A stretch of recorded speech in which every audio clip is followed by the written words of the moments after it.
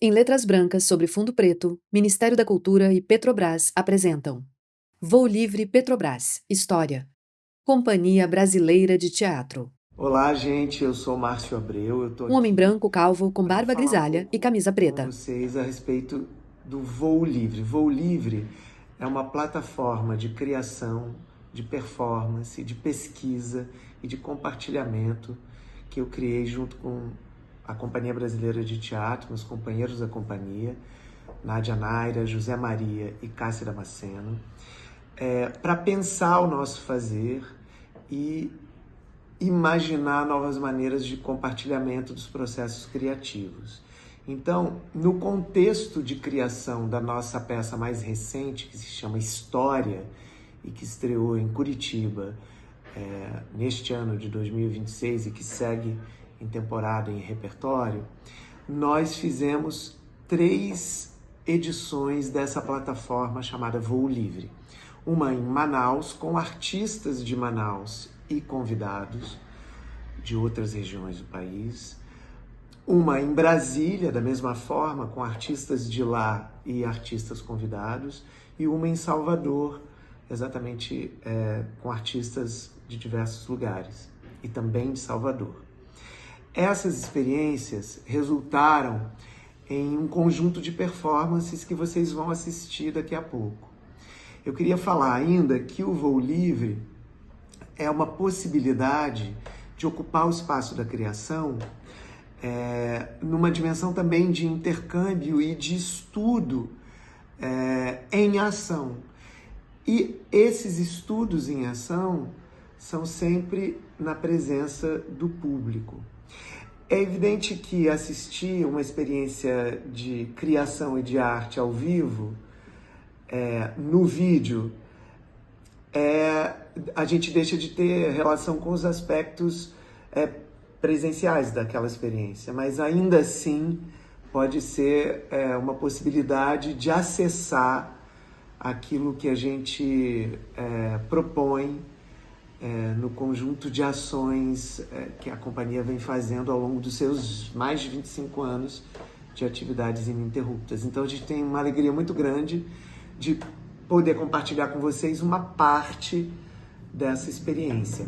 Vocês também vão poder acessar, tanto no YouTube da companhia quanto no site da companhia, os outros voos livres que a gente fez e que estão nos nossos repertórios. A gente já fez experiências com essa plataforma em diversas cidades do Brasil e também fora do Brasil. A tela escurece. Em letras brancas. Manaus, Amazonas. Uma mulher fala sentada na plateia de um teatro. Vitória, você que estuda história e faz estágio em história, eu queria saber de você como você vê que a escola se relaciona com essa área de conhecimento. Uma jovem sentada na plateia. Bem abrangente, assim. Eu acho que varia muito de escola para escola. Mas na experiência que eu tenho de lecionar em escolas públicas, eu percebo que é uma coisa que às vezes é deixada de lado. E muitas vezes até sem querer. Por exemplo, muitos professores de história que eu tive não eram formados em história. Era de português, era de geografia. E foi colocado para dar uma história.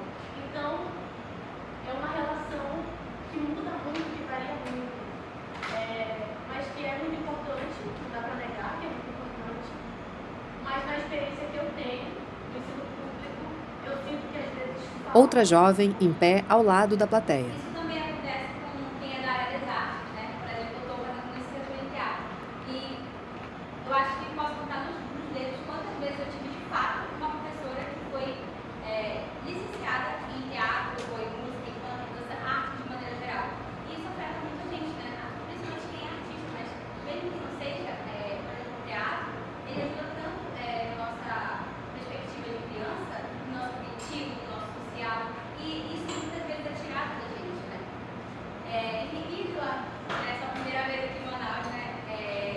O que tu acha que te atravessou mais aqui? Aqui na cidade? A primeira mulher. Bom, é a minha primeira vez aqui em Manaus. A gente está junto há 2 semanas e a gente teve a oportunidade de percorrer vários lugares da cidade. E aí o lugar que mais me chamou a atenção até o momento foi o Parque das Tribos, que a gente fez uma visita lá, no dormitório e as mulheres que vivem lá.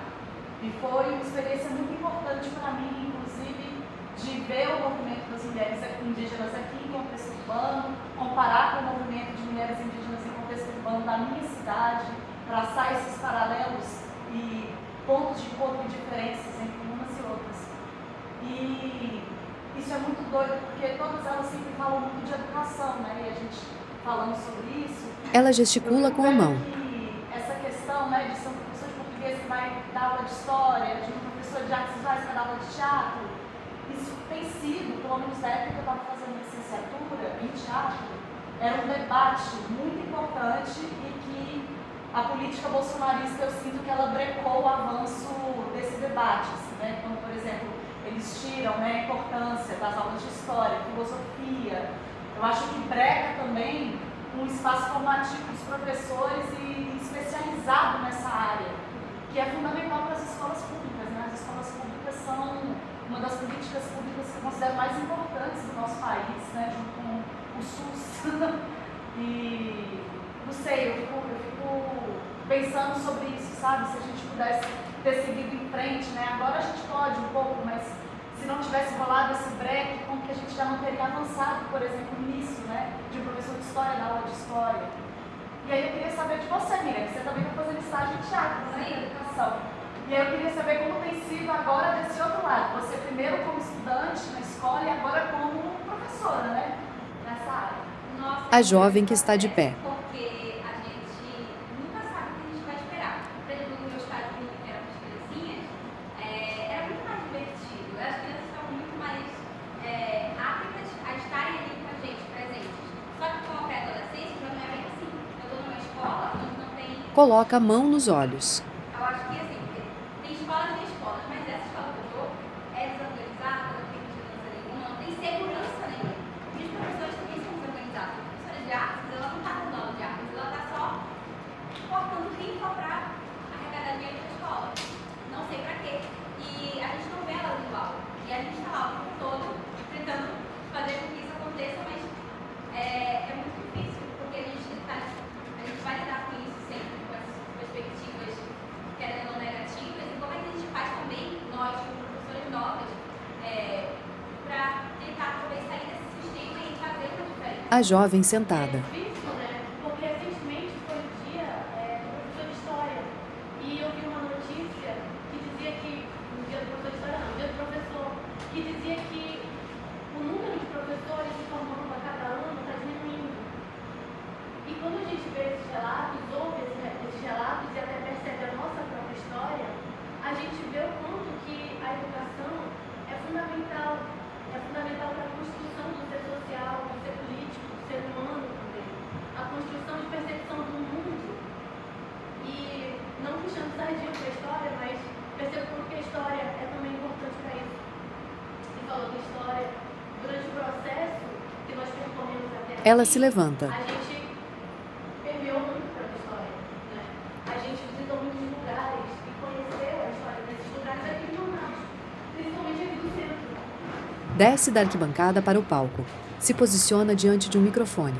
E eu queria contar para vocês um pouco desse processo. Ela é branca, tem cabelos pretos e lisos e feições indígenas. 3 anos atrás, eu me inscrevi numa residência de teatro chamado Voo Livre. Usa óculos, vestido laranja claro e tênis branco. Sem esperança nenhuma de passar, mas acabei passando e foi uma grata surpresa.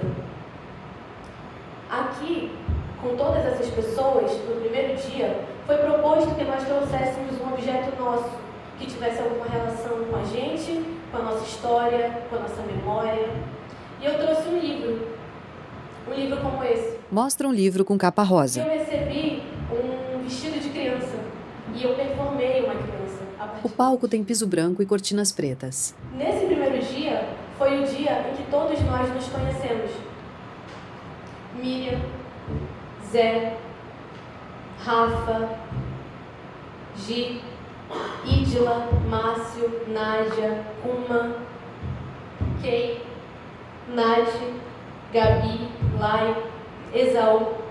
Foram todas as pessoas que fizeram parte desse processo até aqui. Ela sorri.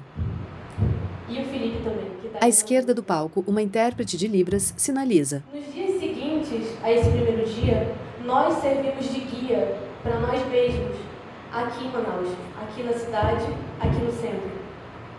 Praça da Matriz, Parque Jefferson Pérez, Praça do BK, Orla de Manaus, Porto de Manaus. Antiga Prefeitura, 7 de setembro, Mirante. Foram alguns dos lugares que nós percorremos nesses dias. Voltando aqui para o Buia, nós construímos ainda mais performances, tanto baseado na história de Manaus, do Amazonas, mas também na nossa própria história.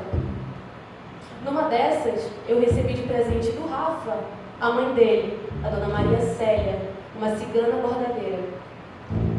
E eu entreguei para ele de presente o meu pai, o pai Roberto. Entre todas as performances que nós construímos, uma eu gosto mais. Nessa performance, eu falo sobre o rio. E eu começo trazendo presente Tiago de Mello, a partir de um verso que ele diz.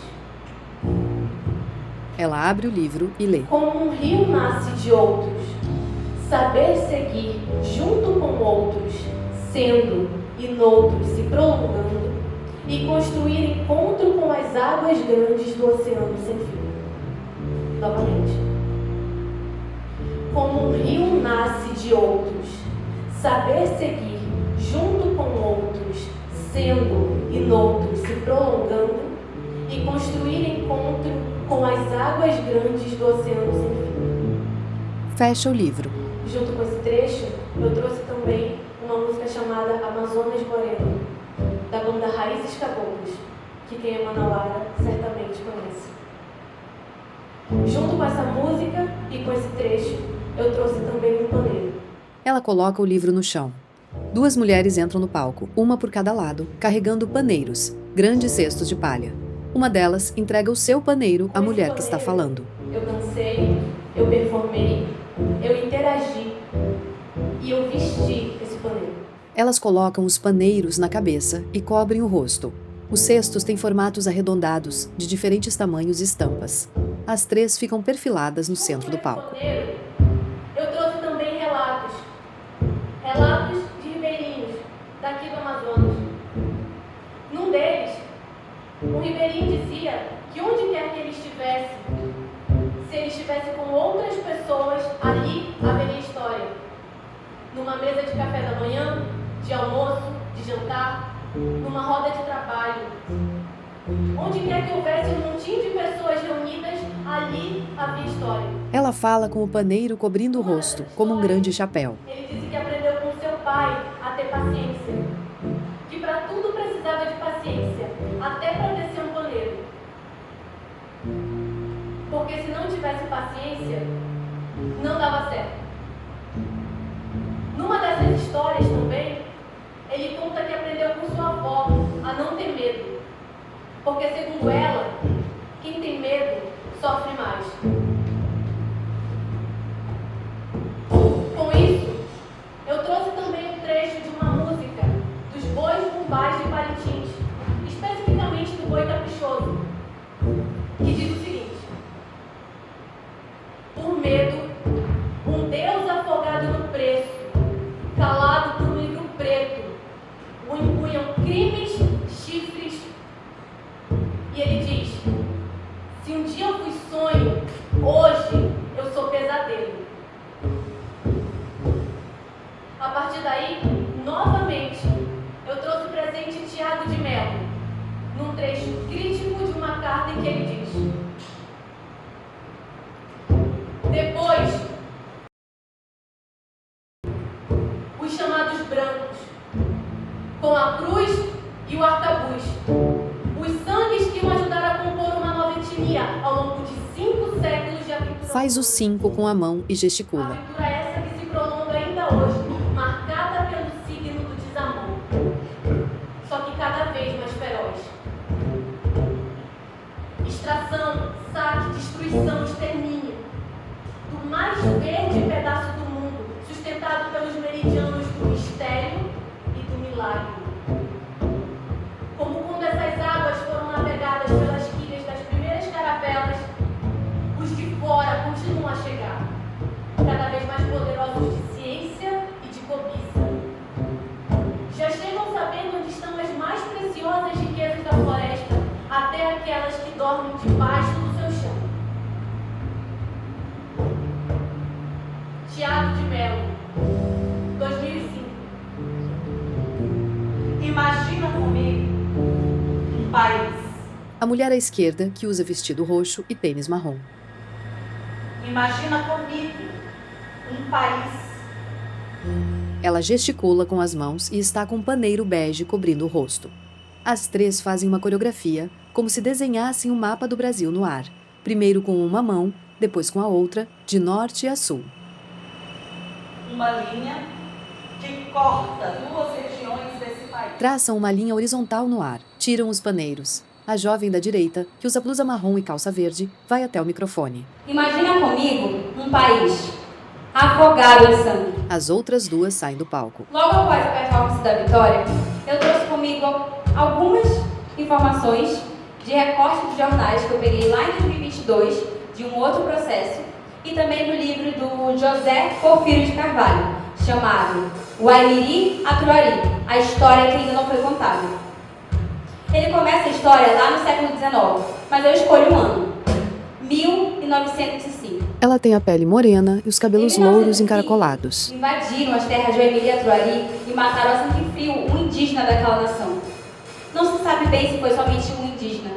Essas notícias elas não chegavam até a gente, mas em outubro daquele mesmo ano, chegou. Ela gesticula e segura o O cesto. governador da época, Constantino Neri, resolveu mandar uma força policial para limpar a área do Joaperi. Constantino Neri, aquele que ergueu pontes, ergueu prédios, ergueu praças, ergueu avenidas, tudo em cima desses corpos subalternizados. O capitão dessa expedição militar foi o Júlio Catingueira. Ele, como um bom criminoso que era, resolveu cercar várias malocas. E como ele sabia que aqueles indígenas jamais se entregariam, ele resolveu atear fogo, queimando todos eles vivos. 583 mortos registrados. 583 mortos. Mas ele trouxe para Manaus 19 prisioneiros. 18 homens e uma mulher. 1905. O Estado avança, o Estado apaga. Gerações se passam, os indígenas continuam buscando por seus direitos. Principalmente terra, saúde e educação. Gerações se passam. Século 21, 2020. Em 2020, 182 indígenas foram assassinados por todo o país. Principais taxas de mortalidade: Roraima, Amazonas e Mato Grosso do Sul. Mato Grosso do Sul, Amazonas. As outras duas voltam para o palco. As três colocam os cestos na cabeça e cobrem os rostos. Imagina comigo um país. Gesticulam. Imagina comigo um país. Fazem o desenho do mapa do Brasil no ar.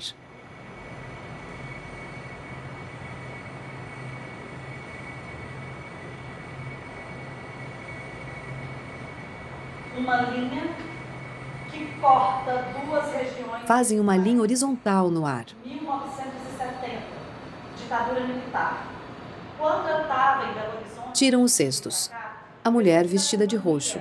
uma tarefa de trazer uma performance ou uma cena baseada num texto que dissesse sobre Manaus, Amazonas ou a Amazônia. As outras saem do palco. Então, minha primeira tentativa foi criar uma aproximação dentro de algo que eu já tenho intimidade. Eu moro numa cidade, em Minas Gerais, que é na beira de uma grande BR. E aí eu decidi pesquisar a criação da Transamazônica. E aí eu botei uma rua, Transamazônica, imagens. A primeira coisa que me apareceu foram as notícias de jornal da ditadura militar fazendo toda uma campanha valorizando esse grande empreendimento. E aí eu trouxe esse material para cá. Dá alguns passos para trás. Imagina comigo um país. Gesticula e faz o gesto de desenhar o mapa. Ela é branca e tem cabelos pretos cacheados na altura das orelhas. Uma luz esverdeada se acende no alto. Uma linha que corta duas regiões desse país. 1970. Ela vai até a direita do palco e pega um rolo de fita crepe. A jovem de laranja segura a ponta da fita e ela corre de costas com o rolo até o outro lado do palco. Elas colam a fita no chão e formam uma linha diagonal. Ditadura militar. A mídia. A jovem de laranja sai. A mulher de roxo faz uma dança movendo os pés lateralmente sobre a fita. Nós vamos rasgar o inferno verde. Para unificar o Brasil, nós vamos rasgar o inferno verde. Chega de solidão. Chega de solidão na floresta. A gente vai fazer um empreendimento. A gente vai explorar, rasgar. A gente vai explorar a selva. A gente vai vencer a floresta. Nasce uma criança na estrada da esperança. Nasce uma criança na estrada da esperança. O Banco do Brasil nunca acreditou no inferno. O Banco do Brasil até abriu uma agência em Manaus. Essa estrada vai passar por um banco de Londres. Essa estrada vai passar por um banco de Londres. Nasce uma criança na estrada. Ela percorre o palco de um lado ao outro. Criança na estrada da esperança. A gente chega do Brasil das lendas, do folclore. Eles chamam de folclore o que a gente chama de encantado. Chega das lendas, chega do folclore. O Brasil agora é um país do progresso. Então a gente vai rasgar, a gente vai vencer. A construtora Andrade Gutierrez está nesse plano de unificação nacional. Traga sua boiada pro maior pasto do mundo. Ela para, suspira, sai. A jovem de blusa marrom vai até o microfone. Década de 70, ditadura militar, BR-174. Entre 1972 a 1975, a BR-174 começou a ser construída com o único objetivo de conectar a Amazônia ao restante do país. BR-174 começou a ser construída com o único objetivo de conectar Faz gesto ondulado com o ao braço. restante do país. Pra quê? E pra quem? Guaimiri e Atuari, Mostra as palmas das mãos. território indígena, BR-174. E mais uma vez, eles eram atingidos de novo em seu território. 1905, 1975. 70 anos se passaram e os Guaimiri e Atuari ainda não têm paz. Relatos posteriores falam que eles foram assassinados por bombas, tiros e até napalm, uma substância que fazia com que eles se queimassem e intoxicassem lentamente. Manaus, Amazonas, Amazônia, Brasil. Manaus. Faz um círculo apontado para o chão. Nascida a partir da água, mas completamente batizada por sangue. E aí, enquanto eu estava desenvolvendo esse material, Ela sai. A mulher de roxo entra. eu fiquei muito incomodada, porque eu fiquei pensando assim, nossa, mais uma vez vamos trazer a voz da ditadura, vamos trabalhar com outra matéria. E aí eu quis pesquisar o Álvaro Tucano. O Álvaro Tucano é uma grande liderança indígena da região e ele é inclusive um dos responsáveis presentes na Constituinte de 88. Então eu pensei que o Álvaro Tucano deve ter falado alguma coisa sobre isso e comecei a pesquisar. No meio dessa pesquisa, eu me deparei com um site maravilhoso que chama Cartas Indígenas ao Brasil. E esse site ele é um banco de dados que coleciona cartas escritas pelos povos indígenas, direcionados a instituições do país, outros povos, convocando manifestações, etc. E aí nesse site você pode pesquisar pelo assunto, pelo remetente e pelo ano. E aí, na hora que eu vi esse site, eu meti lá, Transamazônica. E apareceram várias cartas. Só que aí uma delas me chamou a atenção. Era uma carta dos povos Sateré à mídia. E essa carta nunca foi publicada. E aí a minha proposta, a nossa proposta, é a gente fazer essa carta juntas. Então, imagina comigo um país. Ela se posiciona junto às outras duas no fundo do palco. Fazem gesto circular com as mãos. Desenham no ar o mapa do Brasil.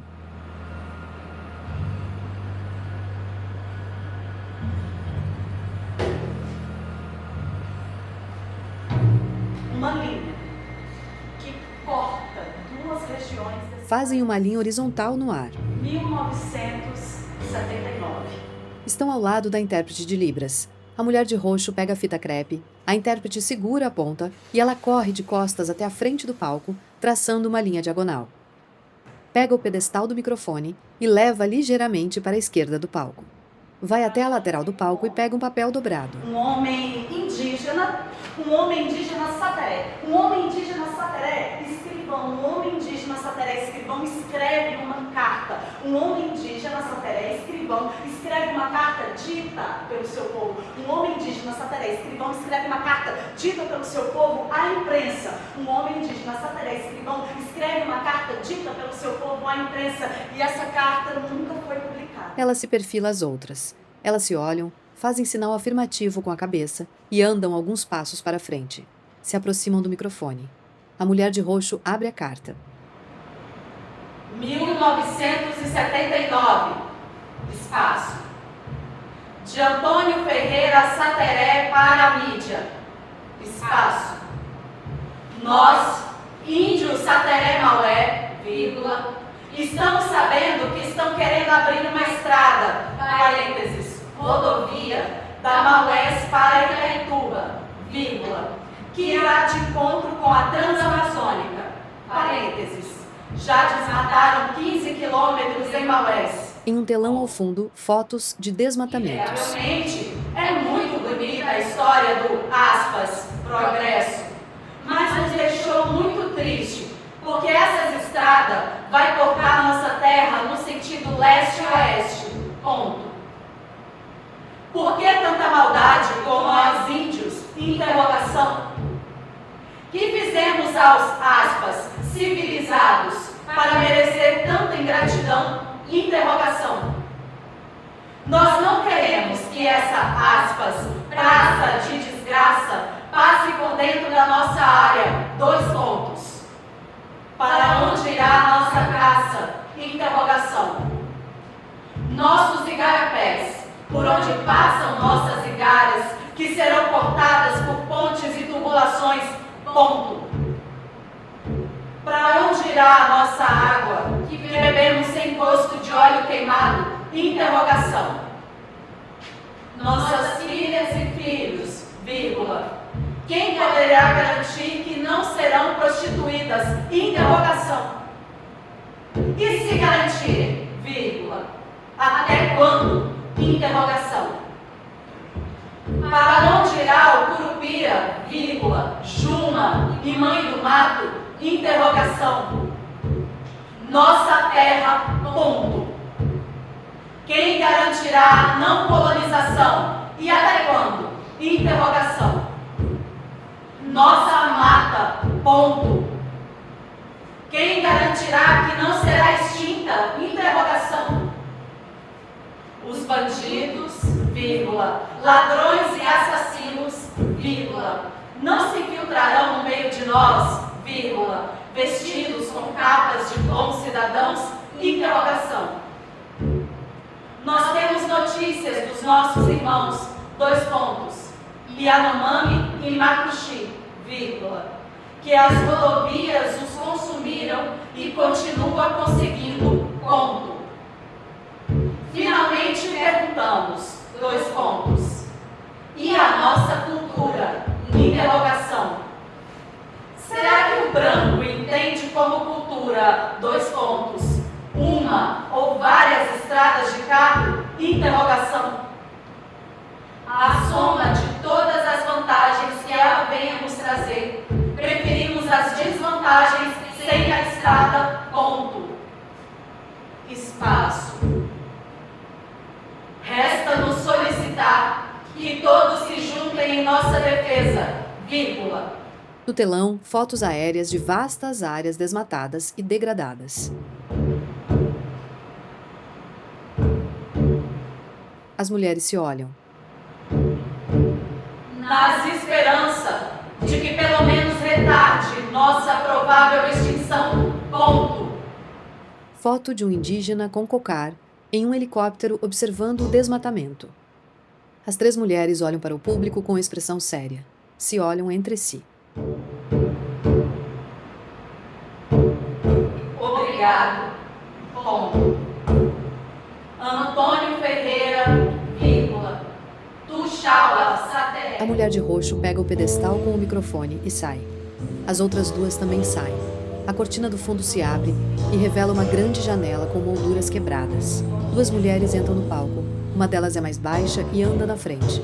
A outra mulher é jovem e imita seus movimentos logo atrás.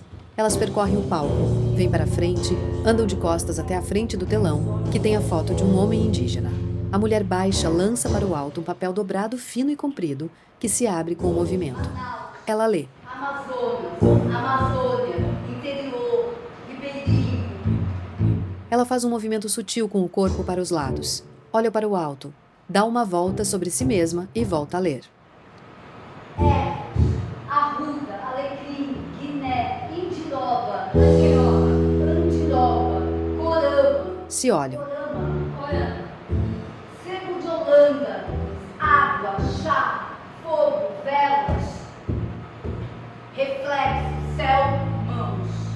Desmentidura. Espinhela caída. Mal olhado. Susto. Mãe do corpo. Quebranto, picadas, ferimentos, feitiço, depressão. Sonho e agitação. Fraqueza, ar, sono, fé, mãe, filha, palavra. Vento, silêncio, corpo. Altar, gesto, mistério, bem, acolhe, segue. Pano branco, rosário, criação, travessia. A mulher baixa é branca, tem feições orientais, cabelos castanhos ondulados e usa roupas esportivas. A jovem é negra, tem cabelos encaracolados, olhos puxados, usa blusa regata verde e short marrom. A mulher baixa fala com os braços abertos e se movimenta pelo palco. A jovem fica parada em frente ao telão. Dona Railinda, Lourdes, Isidore. Benedito, Zita, Bernadette, Lourdes. Mesma Lourdes? A jovem faz gesto de não saber. Rios, igarapés, quintais, vozes, sopro do tempo.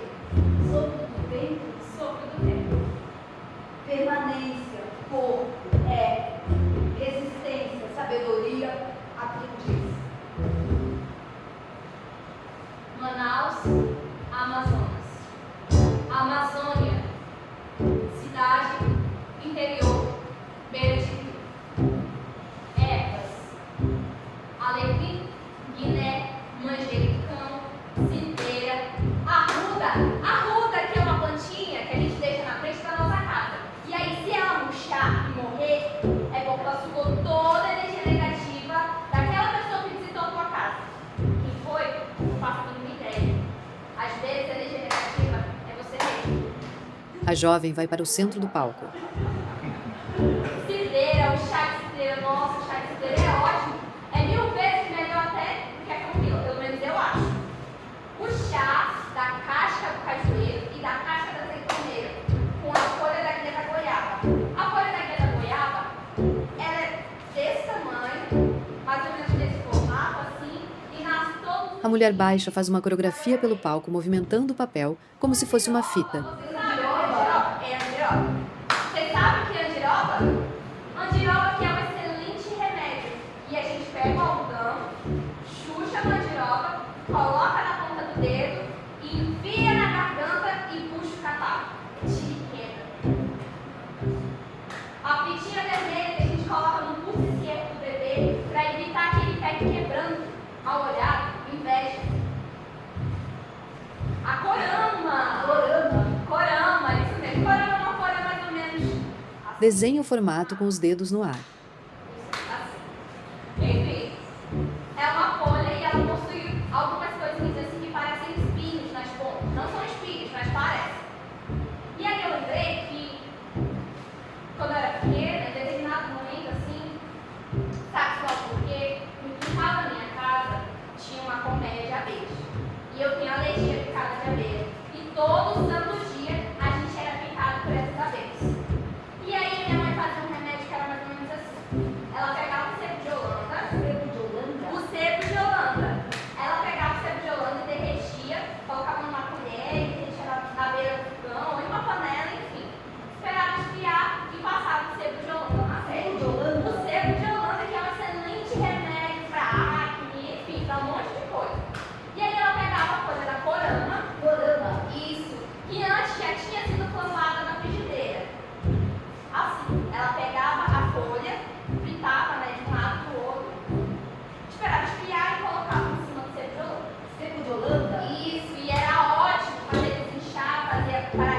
Ela gesticula bastante.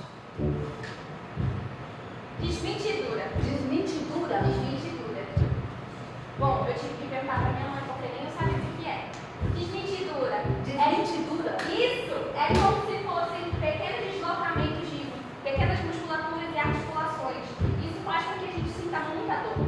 Isso é curado com puxar. Faz o gesto de puxar com as duas mãos. Parece massagem, mas não são massagens. São puxadas que doem. Espinhela caída. Espinhela caída. Espinhela caída. A minha mãe chama de peito aberto. Porque, tipo assim, quando a gente faz uma força muito grande, a gente sente uma dor muito forte aqui no peito, uma dor na costa, um pouco de falta de ar. E isso também é curado com puxadas que doem. Mãe do corpo. Mãe do corpo. Mãe do corpo. Quando a mulher dá à luz, os órgãos dela estão meio que fora de lugar. E aí, mãe do corpo é a sensação do. Mãe do corpo. Isso, mãe do corpo. É a sensação dos órgãos voltando para o lugar. E também é associada a dores abdominais, inchaço, gases, enfim. Nomes: Zita, Bernadette, Isidore, Francisco, Lourdes, Alice, a dona Alice, que parece maluca porque ela vem de roupa na frente da casa dela. E a dona Lourdes, Lourdes de novo, a dona Lourdes. Inclusive, eu recomendo que se você estiver com mentidura, vá lá na dona Zita, porque ela sabe fazer uma puxada como ninguém. E se você estiver com quebranto, vai lá no seu Francisco, que ele é ótimo para escutar quebranto. Se você estiver com mãe do corpo, vai lá na dona Alice. Isso, a mãe do corpo, vai lá na dona Alice, aquela que parece maluca porque ela vem de roupa na frente da casa dela, mas ela é tão gente boa. Zita, Bernadette, Isidore, Benedito, Francisco, Raimunda, Lourdes. Senhoras, senhores que possuem a sabedoria ancestral. Sabedoria essa que é passada de geração em geração. Ou pelo menos era passada de geração em geração, até porque a gente quase não vê hoje em dia. É muito difícil de encontrar essas pessoas. Esses saberes vêm sendo apagados pelo tempo, pela história, pela memória e pelo preconceito. Eu aprendi também que no dia de finados a gente acende velas ao entardecer.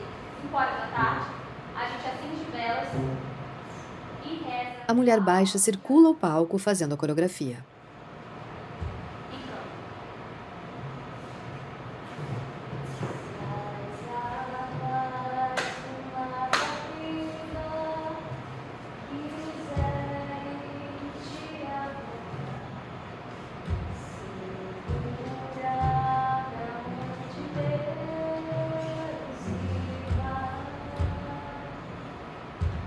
Essa música, ela está sempre presente nos velórios, nos enterros, nas missas de 7º dia, de 1 ano de falecimento, enfim.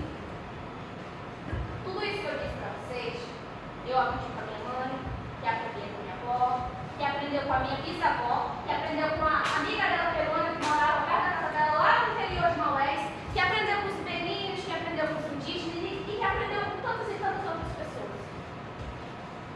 Tudo isso que eu disse para vocês não é nem metade do que eu sei. Não é nem metade do que eles sabem. Eles e elas sabem. E eu queria saber mais. Essa dança aqui chama Bonkodori, uma dança tradicional japonesa, é uma celebração aos nossos antepassados. Ela vai acontecendo assim com gestos repetitivos, movimentos que são inspirados em gestos cotidianos, então tem semear, plantar, colher, ver a lua, agradecer. A jovem senta na plateia. Os festejos elas vão acontecendo assim em roda e as pessoas vão entrando. Entra velhinho, entra criança, entra quem sabe dançar, quem não sabe dançar. A mulher de vestido roxo entra no palco e imita a mulher baixa logo atrás dela. Ela acontece em roda também para a gente relembrar esse sentido da vida em comunidade. Elas levantam os braços, viram para um lado e para o outro, movimentando os braços em frente ao corpo. Um jovem entra no palco, se posiciona ao lado da mulher de roxo e começa a imitar os movimentos.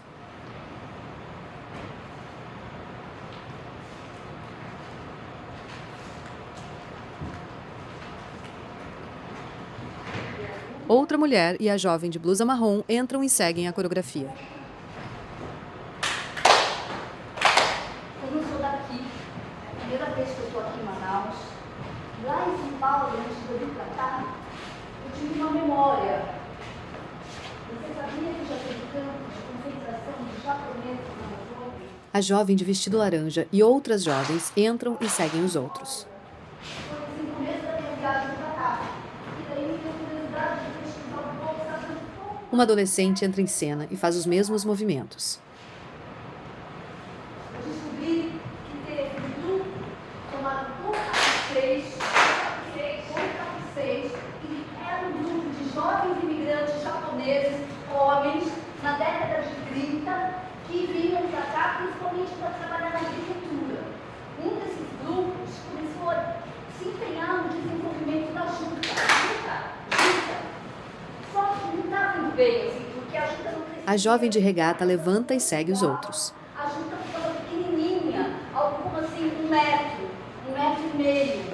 Quando na Índia, os pés atingiam até assim 4 metros. Aí, um desses imigrantes, chamava Ryota Oyama, esse imigrante conseguiu descobrir 2 mudas de qualidade no meio dessa plantação, que não ligavam. Aí, ele cuidou dessas mudas, e aí elas cresceram, semearam, e aí, a partir daí, toda a plantação de juta, tudo se desenvolveu. Eu achei incrível isso. E toda a plantação de juta deu 2 mudas. Incrível isso, né? Esses jovens japoneses vinham para cá e ganhavam terras. Era uma corrente dos governos.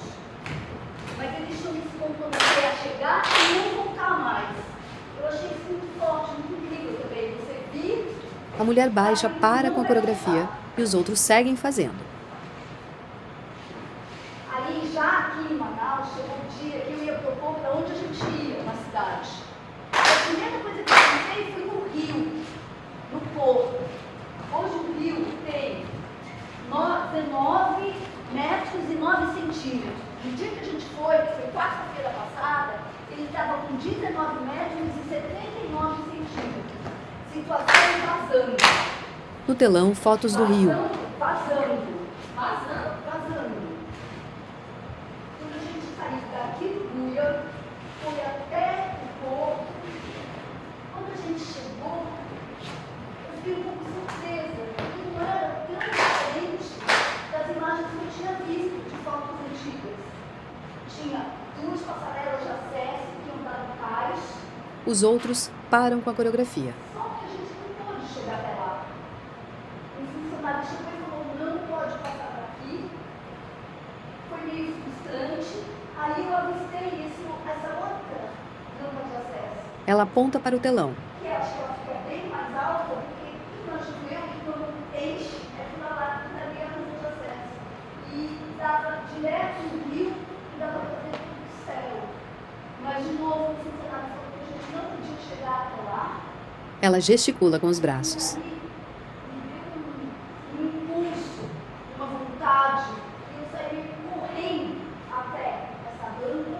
Chegando lá, ela tinha umas madeiras, lacras, era um pouco instável, bem alta. Mas quando chegou ali, me veio essa memória dessa dança, Pomodori. E eu comecei a dançar. Senti o ar, vi a imensidão do rio. Eu acho que eu queria chegar onde eles chegaram. Os outros ficam juntos e parados, olhando para a mulher baixa. Muito especial, se não tivesse de um vácuo no tempo. Vácuo no tempo? Vácuo no tempo. Sabe uma memória que você... Uma coisa que acontece e é uma memória que você não vai mais esquecer? Eu senti na hora que estava acontecendo isso. Foi muito pleno. Não lembro? Foi um momento muito pleno. A adolescente fica no palco e o restante sai. Oi, gente, boa noite.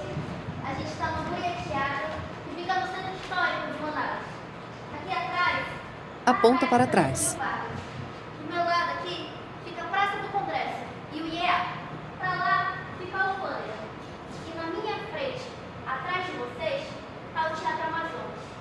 E lá atrás está o rio, fazendo uma curva bem... Faz uma curva com o braço. Naquela direção fica a antiga prefeitura. E em frente à antiga prefeitura tem uma praça que eu chamo de Praça do Chapéu da Bruxa, por causa do coreto, que parece um chapéu de bruxa. Ali, naquela direção, Aponta para o lado. uma rua bem distante, é lá que eu morava. Eu saía de lá, passava em frente à antiga prefeitura e ia para a rua ao lado, para minha aula de reforço. Eu tive que fazer aula de reforço porque eu não sabia dividir. E uma professora me deixou com tomate na sala. Eu saí dessa sala chorando para minha mãe. Eu nasci aqui, em Manaus, mas eu fui criada no interior, pelos meus avós. Quando eu voltei para Manaus, para morar definitivamente com a minha mãe, a minha avó, ela chorou muito. A minha Ela é avó, branca, ela magra, veio usa de óculos e tem cabelos lisos pintados de roxo nas pontas. fazendo essa imigração pro Amazonas. Ela é órfã de mãe. O pai dela deu ela para os avós, então ela foi criada pelos avós. Coincidência, né? Nos interiores do Amazonas, Itacoatiara, Itacoatiara e Urucurituba, ela teve os filhos dela, meus tios, minha mãe. Quando ela me deixou ali aquela rua que eu criei raízes, que eu fiz amigos, que eu participei de eventos culturais, mas depois eu tive que sair dela. E eu fui morar no norte de Manaus. Gesticula para os lados. Áreas do norte de Manaus. Eu tive que fazer esse trajeto de sair de um lugar e ir para outro. Ela usa camisa comprida azul clara, short jeans e tênis all-star amarelo. Eu comecei a tirar essa minha identidade manauara, porque a gente não estuda a história de Manaus, a gente não estuda a história do Amazonas. Então, eu fiquei me perguntando quem eu sou. Eu também pensei, será que ela também se questionava sobre isso? Eu digo que a rua, ela foi uma professora para mim. Eu tive que criar uma independência, de me locomover em vários campos, mas também vi coisas que uma criança não deveria ver.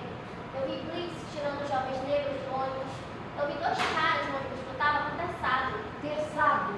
Terçado é um facão. Será que ela se questionava também? A gente não estuda a história do Amazonas. E quando eu penso no que eu sei, eu penso no que eu posso ver e no que eu posso tocar. Então eu sei que quando eu sair daqui, por essa rua aqui do lado, e ir para Getúlio Vargas, eu posso pegar o meu ônibus e ir para minha casa. Eu sei o meu nome, eu sei o nome da minha mãe, eu sei o nome da minha irmã e eu sei o nome dela. Aponta para o telão com a foto de uma mulher. Imagina comigo Outra adolescente entra no palco. um prédio. Faz um gesto circular com as 2 mãos. Ela tem a pele parda, é alta, tem cabelos pretos encaracolados, usa blusa preta, short laranja e tênis rosa. No meio do corredor, A primeira adolescente sai. é no 3º andar. Esse prédio ele tem 4 andares, plano com subsolo. E dentro desse prédio não tem janelas nem portas. São só buracos. Aqui do lado direito, Gesticula mostrando as direções. aqui na minha frente, no lado esquerdo também.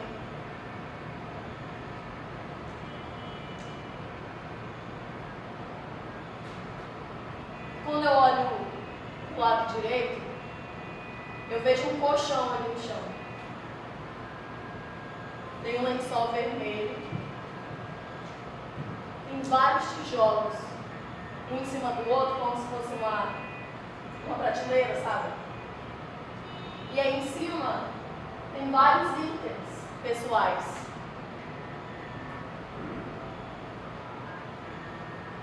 Aqui no lado esquerdo, quando eu olho,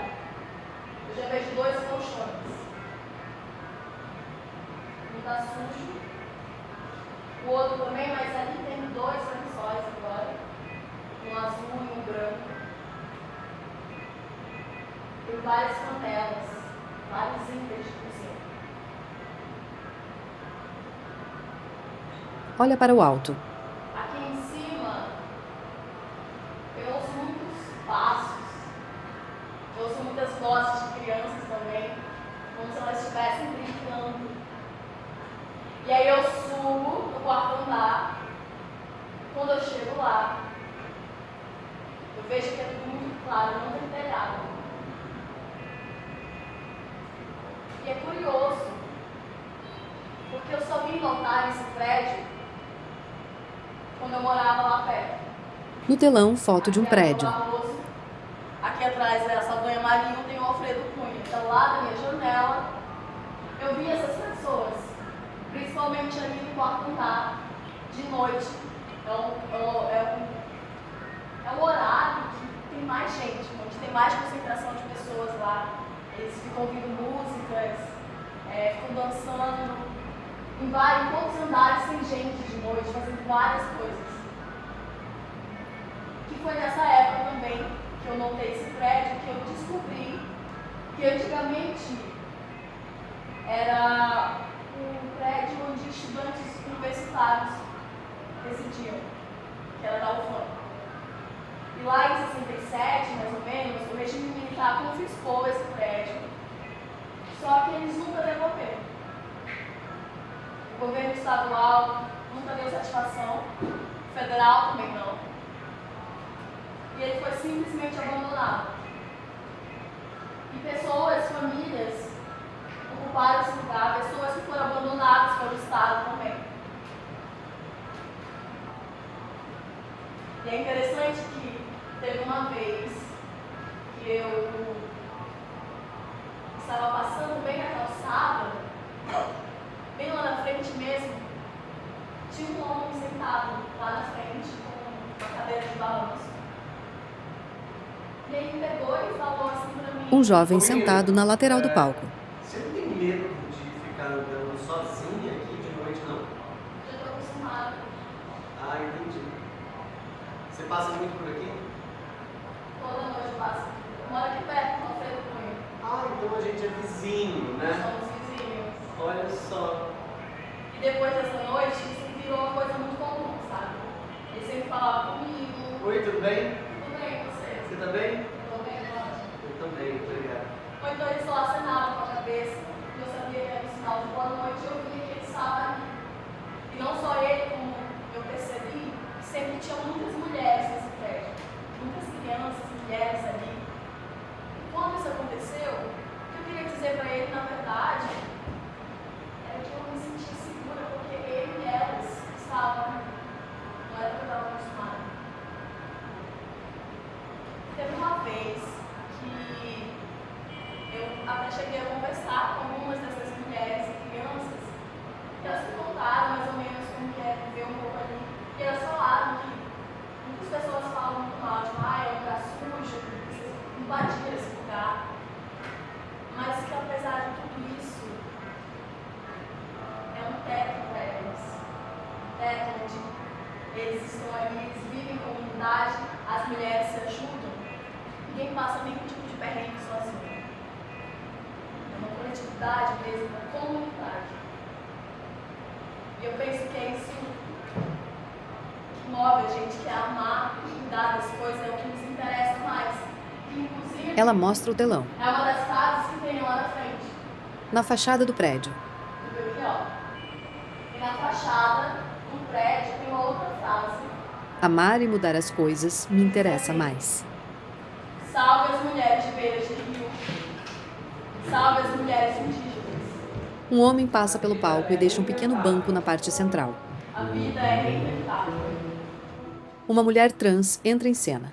Senta-se no banco e abre um livro. A vida é reinventável. Por isso eu escrevo. Escrevemos para inventar a vida.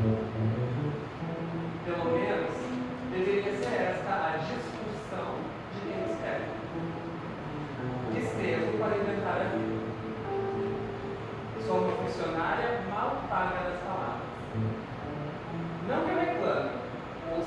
necessidade de buscar outro ofício além da escrita. Eu até podia, mas eu não posso. Sou como um vento, que não sente necessidade alguma de mudança, apenas só. Tenho a metade da felicidade quando escrevo. Quando escrevo, reinvento. Vento. A vento. Escrevo sobre alguma desnecessidade de escrever. Desnecessito-me quando escrevo. Eu acho uma puta falta do que fazer, fazendo quando estou escrevendo. Não é divertido brincar e escrever. Eu me divirto, porém não brinco. Escrever é o risco do risco riscado no papel. É um anabolizante para a alma. Palavras, bullying, bulindo-me, bulida. Mexo-me um pouco quando me envolvo para escrever. Meu sorriso é de uma colesterante na telinha. Colesterante. O meu sorriso é de uma colesterante na telinha do meu notebook quando eu estou escrevendo. A taxa alta de glicose no sangue. Uma catitinha inquieta. Catitinha. A gente chama catitinha, é um camundongo aqui na Amazônia. Uma catitinha inquieta, pra lá e pra cá, buscando o esgoto certo. Ela é branca, tem cabelos lisos, longos e com as pontas pintadas de rosa. Usa vestido marrom com babados de voal. Manaus, 3 de novembro de 2024. Crônicas do Boteco de Cavalo, de Márcia Antonelli. Mostra o livro. Márcia Antonelli é uma travesti negra de estatura mediana. Ela não é gorda nem magra, meia idade. Normalmente você encontra ela uma blusa de alcinha, um shorts jeans, uma calça jeans. Hoje ela veio aqui, ela estava de leg, ela quebrou meu texto. No telão, uma mulher caminha na rua. Mas ela sempre está com muitas joias. No pescoço, nos anéis, no batom. Eu nunca tenho certeza se a Márcia vai estar com o cabelo liso ou com o cabelo cacheado. Ultimamente ela está de chapéu. E além do chapéu, ela tem um óculos escuro. Não importa se passar chuva ou passar sol, ela está com seu óculos escuro. Sempre que você compra um livro dela, ela faz questão de autografar. E daí ela vai procurar o óculos de grau para poder autografar. Aí abre aquela bolsa, procura. Às vezes o óculos está na cabeça. E daí ela começa, tira o óculos de sol, volta o óculos de grau, troca de novo. A Márcia tem uma rotina de trabalho. Ela sai lá da Cidade Nova e vem aqui para o centro, de ônibus. Ela desce no ponto aqui da Escola Dom Pedro. Na Escola Dom Pedro, logo em seguida, tem a reprografia, onde ela imprime os livros. Então ela imprime os livretos do dia, desce a Rua Lobo da Almada, vai até o Boteco do Cavalo. Chega no Boteco do Cavalo, pede um litrão, fica ali um tempo. É onde ela se inspira para escrever hoje. Esse é o 5º volume das Crônicas do Boteco do Cavalo. Dá o horário, ela vem aqui no Largo São Sebastião, vende os seus livretos nos bares, nos restaurantes, até chegar no Bar do Armando. Aqui no Bar do Armando, pede outro litrão, oferece seus livretos, encontra um conhecido ou outro. Aqui normalmente tem gente de fora, gente de São Paulo, gente que conhece ela em busca. Pede o litrão, vende um livreto e vai para o próximo bar. Voltando para Eduardo Ribeiro, ela sobe mais um pouco até o Gringos Bar. O Gringos Bar é bar de rock. Lá ela tem certeza que encontra mais amigos. Encontra um amigo, pede um litrão, vende um livreto, autografa, vai para outra mesa, oferece seu livreto, pega o litrão, e ela vai passando a noite assim. Dali do Gringos Bar, ela vai para a Praça da Saudade. Lá tem o bar da Tatá, que é um bar LGBT. Encontra com os amigos, pega um litrão, vende os livretos. ela pode escolher ir de ônibus para casa, para a Praça da Saudade. Às vezes ela estende até o Basquiat, fica 2 quadras dali, é outro bar de rock. No Basquiat, se ela tiver algum livreto, vende um livreto. Ela vai pedir um livrão e conversar com amigos. Conversa numa mesa, vai para outra mesa, pede outro livrão, encontra outros amigos. Do Basquiat, ela pede um Uber para ir para casa. Eu conheci a Márcia numa roda de leitura, tipo o que a gente fez aqui. Mostra o livro e gesticula. No grupo de teatro, eu faço parte de um grupo só de pessoas trans. E a gente cria textos com pessoas trans, histórias de pessoas trans. Só que normalmente envolve os estereótipos, que é morte, violências, prostituição. O que você vê no Google quando você pesquisa travesti. Então a gente teve essa ideia, procurar autores trans. E daí a gente encontra o texto da Márcia. E o trabalho da Márcia me faz gostar de leitura de volta. Eu fiz um doutorado, e no final do doutorado eu fechei o computador e não abri por 2 anos. Na academia eles falam pra gente ler um artigo por dia, para se manter atualizado, sabe? Então eu peguei ranço de leitura. E quando eu encontro o trabalho da Márcia, eu volto a gostar de ler. E num lugar de imaginar, de me sentir assim, esse centro de Manaus que ela descreve. E estar junto com ela. E isso mexe muito, assim, de gente, eu sei ler, eu gosto de ler. E a gente faz essas rodadas de leitura 3 vezes por semana, no grupo de teatro, pensando em peças. No final do ano, a gente fez 2 eventos chamados Leituras Antonelianas. Foram leituras dramatizadas, com um pouco de figurino, iluminação e os livros. No ano seguinte, a gente aprovou um projeto de audiovisual. A gente fez um curta documentário, 15 minutos, chamado Márcia Antonelli, da Palavra da Sobrevivência. Nesse filme, a Márcia conta um pouco sobre sua história, sobre como é essa cidade que inspira ela a escrever, e a gente tem 5 cenas, que são 5 pontos, que são interpretados por pessoas trans. A gente fez questão de ter um elenco trans, uma equipe LGBT fazendo esse filme. E para o ano que vem, a gente quer fazer a adaptação de um outro texto já. Então, eu também conheci a Márcia. Um homem entra no palco. E ela é exatamente como você descreveu. Eu não sou daqui, eu não sou de Manaus, eu sou de Belo Horizonte, mas hoje eu moro no Rio de Janeiro.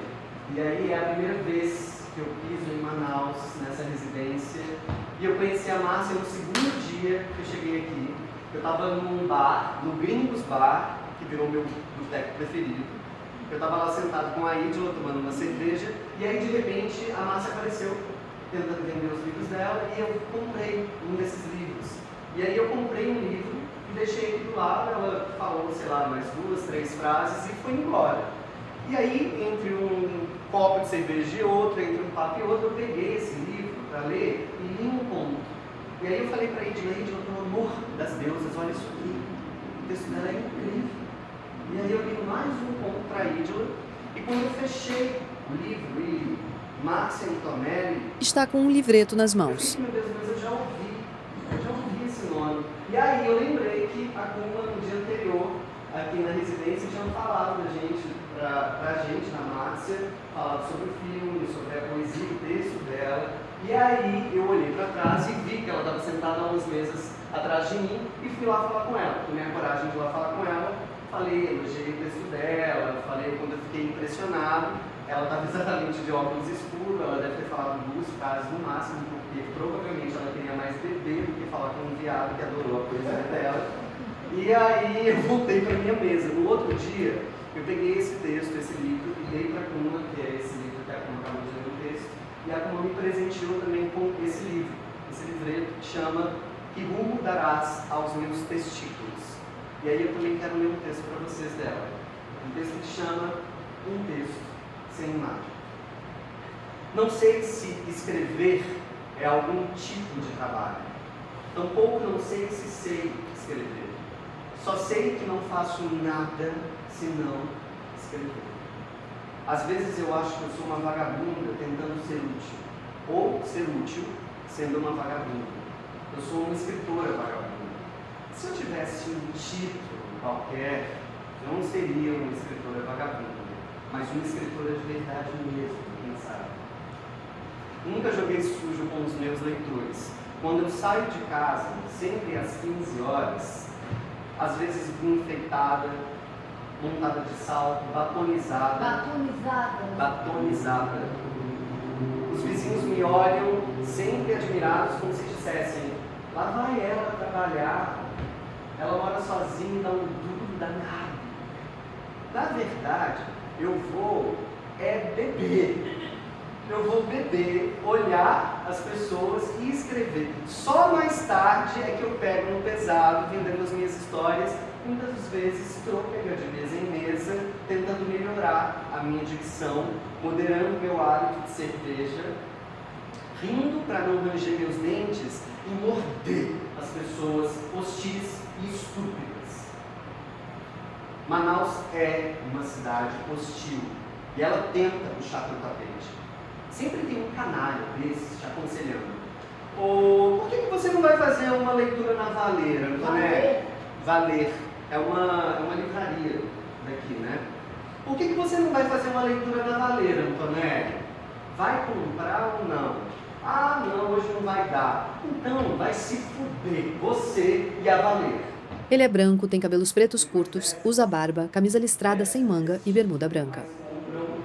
Os meus livros, caminhando para eles. Eu sigo trôpega numa cidade trôpega. Minha escrita é trôpega. Minha vida é trôpega, mas eu gosto dela, do que eu faço com ela. Quando cumpro minha missão de todas as noites trôpegas, volto à mesa do bar para tomar sozinha uma saideira, que nunca é uma saideira. Eu gosto de estar sozinha, não tenho muito o que conversar com ninguém. Mal converso comigo mesmo, a não ser quando eu estou escrevendo. Eu falo enquanto eu escrevo. Eu ouço sempre uma música surda tocando, um concerto de bar ou Wish You Were Here, do Pink Floyd. A vida da gente é uma música surda tocando. Eu noto que eu estou ficando surdo. Eu vou aos poucos me ensurdecendo, perdendo meus sentidos. Me sinto não me sentindo. Só quando escrevo é que eu me sinto. O homem sai e a mulher levanta. Eu sempre me emociono muito quando alguém lê Márcia Antonelli para mim. É diferente você ler para si mesma, você lê em voz alta, e você escutar outra pessoa. Essa situação da Valer é antiga, mas ano passado aconteceu mais especificamente numa roda de um bate-papo na universidade.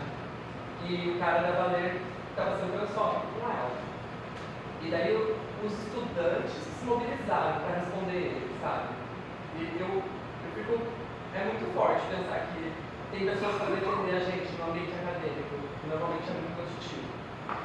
E depois a faculdade fez uma carta de repúdio à situação que aconteceu lá. Desde que eu conheci a Márcia, eu sigo ela no Facebook. E no Facebook ela posta as palestras que ela dá. Quase toda semana ela é convidada para palestrar em alguma escola. E na escola ela lê o texto e conta sobre a vida de ser escritora. Eu fico pensando que sorte que essas crianças têm. Especialmente crianças LGBT, crianças trans. De ver uma artista como a Márcia como exemplo. Como possibilidade de vida. O homem volta e fala ao microfone. Carta à Terra. A mulher pega o banco e sai. Eu escrevo sonho a você, Terra, e eu ouso a uma certa intimidade de sonhar para você com Terra em T minúsculo, e não com esse Terra maiúsculo, como uma fotografia vista de fora, como essa bola azul e branca. Não, sonho a você daqui da Terra, juntos, juntas. Um corpo se levanta, se ergue, esse corpo se desloca, tudo se desloca ao seu redor. O corpo, Ele movimenta os braços. o caminhar, a água, o banho, você separa toda a tecnologia para carregar em si. Você vai corredor, abre a porta, sai, escorre pelo elevador, sai para fora do prédio, entra dentro de um equipamento com rodas, você caminha, você vai, você olha para fora da janela, você vê uma cidade correndo, uma cidade que corre, uma cidade que corre. Você olha prédios, muitos prédios, um respiro entre um prédio e outro, árvores, muitas árvores nessa cidade. O cheiro da chuva, o cheiro seco, sujo da cidade. Você caminha, você vê pessoas em pé, você vê corpos no chão, corpos negros no chão. Você olha uma roda de samba, você olha o Cristo Redentor, você desloca. Você entra dentro de um equipamento e voa em outro território. Essa cidade não tem árvores, essa cidade é seca, cinza.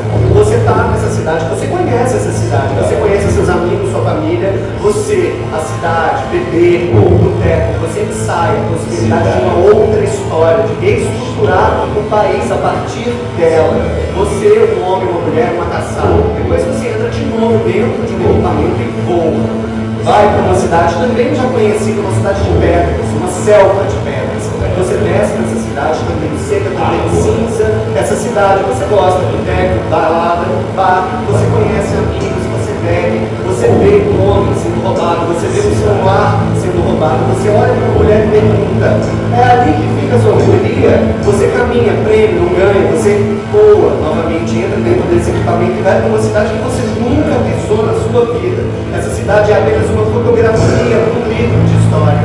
Aí você olha para essa cidade por fora da janela do avião, você vê uma cidade, um mar, você vê árvores, você vê um rasgo nessa cidade, a Transamazônica, você vê um rasgo, um sangue, você vê um rasgo vermelho, você vê a dureza, terra, desculpa, você vê a dureza que é ser terra nessa cidade, você pousa, você caminha, você vê 1896 no teatro, a possibilidade de reinventar a vida numa praça, você vê um boi branco, um boi preto, vermelho, azul, você vê floresta, você vê pessoas que você nunca viu na sua vida, você vê uma música que você nunca ouviu na sua vida, você se vê nessa cidade, você caminha, você entra dentro de um teatro, você começa a ensaiar outra possibilidade, outra reescritura de uma vida, você ensaia, você vê, pessoas ensaiam, pessoas veem, uma mulher late, um cachorro late, todo mundo late dentro de uma cidade surda, você dorme, você acorda, você sonha.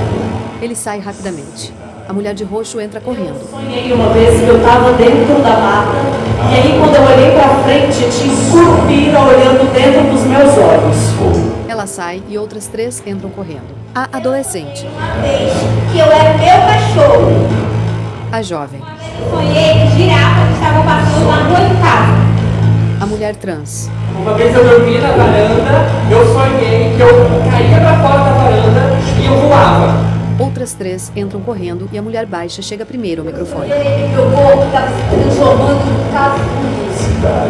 A jovem de vestido laranja. Sonhei com uma cigana e ela era mãe do Rafa. A adolescente de blusa preta. Sonho que eu tô aqui no centro com a minha mãe e a gente se perde, só que a gente não se encontra.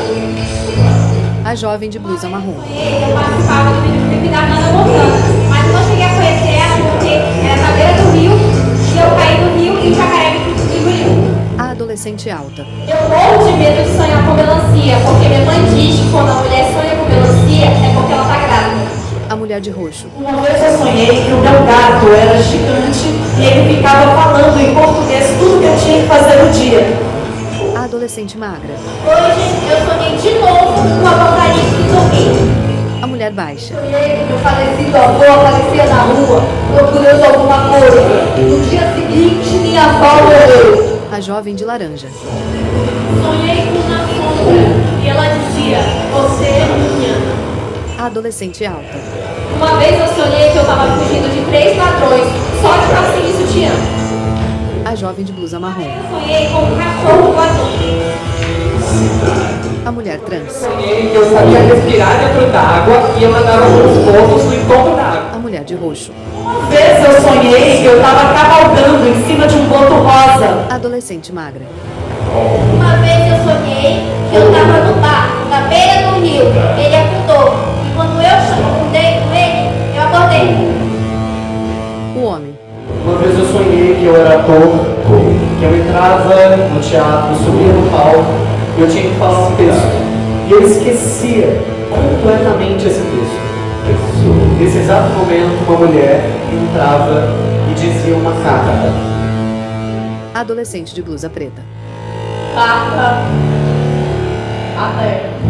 Ela mostra um livro, abre e lê. O restante fica perfilado no fundo do palco. Faremos nós mesmos. Nós quem? Aqueles que saindo do doutor ouvem intensos chamados e sabem que se não responderem às injustiças, à servidão e ao autoritarismo já insuportáveis, eles serão multiplicados. Tudo se encaixa. E cabe a nós, antes de sermos exterminados, fazermos o que está ao nosso alcance, individual e coletivamente. Não esperarmos mais para tirar de cena as empresas assassinas. Tudo conta. Sonhar conta. Você e nós precisamos disso. Ela vai para o fundo do palco e se junta aos outros. As luzes do palco se apagam. O telão exibe uma foto aérea de uma floresta com uma área desmatada. O telão se apaga. As luzes se acendem e as atrizes e o ator agradecem inclinando o tronco para frente.